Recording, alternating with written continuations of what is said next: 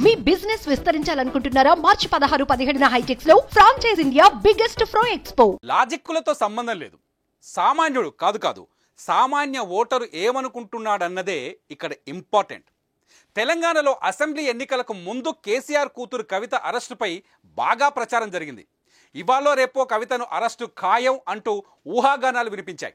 అయితే arrest జరగకపోయేసరికి BRS BJP ఒకటేనన్న Congress ప్రచారం నిజమే అనిపించింది సామాన్య ఓటర్లకు. ఇంకేముంది, అదే కాంగ్రెస్కి కలిసొచ్చింది కూడా. కేసీఆర్ ప్రభుత్వ వ్యతిరేక ఓట్లు బీజేపీకి వెళ్లకుండా కాంగ్రెస్కు గంపగుత్తగా వచ్చిపడ్డాయి. వెరసి హస్తం సామ్రాజ్యాన్ని స్థాపించింది. ఇప్పుడు పార్లమెంట్ ఎన్నికలకు నగారా మోగింది.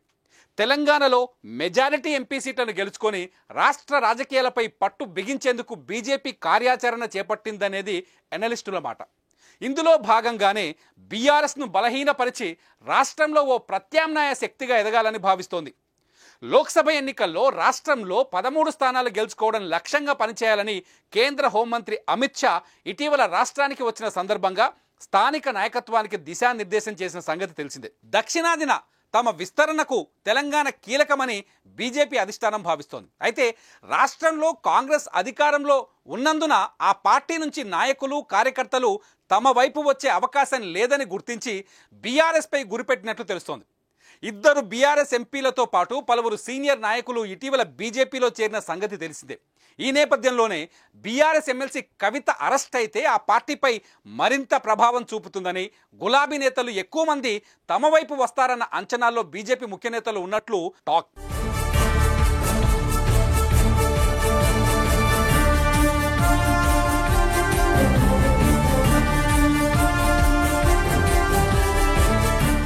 ప్రధాని మోదీ బీజేపీ అభ్యర్థులకు మద్దతుగా ఎన్నికల శంఖారావాన్ని పూరించేందుకు శుక్రవారం హైదరాబాద్ గడ్డపై కాలుపెట్టిన సందర్భం. మరోవైపు ఎన్నికల షెడ్యూల్కు 24 గంటల ముందు కవితను ఈడీ అరెస్టు చేయడం రాజకీయాల్లో సంచలనం సృష్టించింది. అసెంబ్లీ ఎన్నికలకు ముందు బీజేపీ బీఆర్ఎస్ ఒకటేనన్న ప్రచారం కాంగ్రెస్కు అనుకూలించిందన్న అభిప్రాయం బీజేపీ వర్గాల్లో కూడా బలంగా ఉంది. కవితను అరెస్టు చేసి ఉంటే సమీకరణలు మరోలా ఉండేవని, అసెంబ్లీ ఎన్నికల్లో తమకు గణనీయంగా సీట్లు లభించి ఉండేవని ఆ పార్టీకి చెందిన ఒక ముఖ్య నేత బాహాటంగానే అన్నారు. బండి సంజయ్ని అకస్మాత్తుగా పార్టీ రాష్ట్ర అధ్యక్ష బాధ్యతల నుంచి ఎందుకు తప్పించారు, కవితను ఎందుకు అరెస్టు చేయలేదు అంటూ కార్యకర్తలు అడిగిన ప్రశ్నలకు తమ వద్ద సమాధానాలేవే ఉండేవి కావని మరో నేత చెప్పారు. ఇదే అంశాన్ని లోక్సభ ఎన్నికల నేపథ్యంలో స్థానిక నేతలు, పార్టీ ఎమ్మెల్యేలు జాతీయ నాయకత్వానికి నివేదించారు. బీజేపీ బీఆర్ఎస్ ఒక్కటేననే ప్రచారాన్ని కాంగ్రెస్ మరోసారి చేస్తుందన్న సంగతిని తెలియజేశారు. బీఆర్ఎస్తో తమకు అవగాహన లేదని నిరూపించుకోవాల్సిన అనివార్య పరిస్థితుల్లోనే కవిత అరెస్టుకు కేంద్రంలోని పెద్దలు పచ్చజెండా ఊపి ఉంటారని టాక్.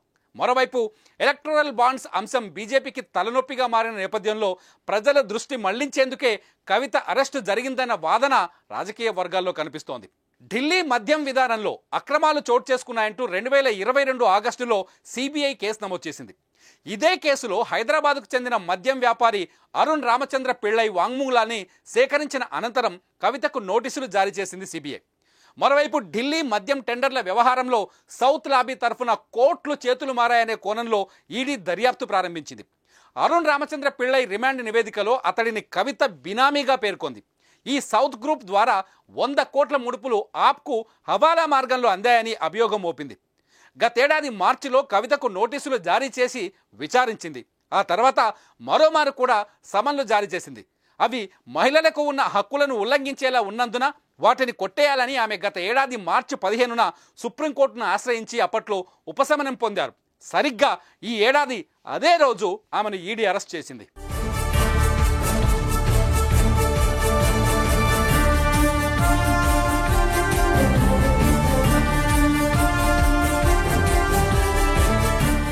సుమన్ టీవీలో మీ పర్సనల్ అండ్ బిజినెస్ ప్రమోషన్స్ కోసం కింది నెంబర్కి కాంటాక్ట్ చేయండి.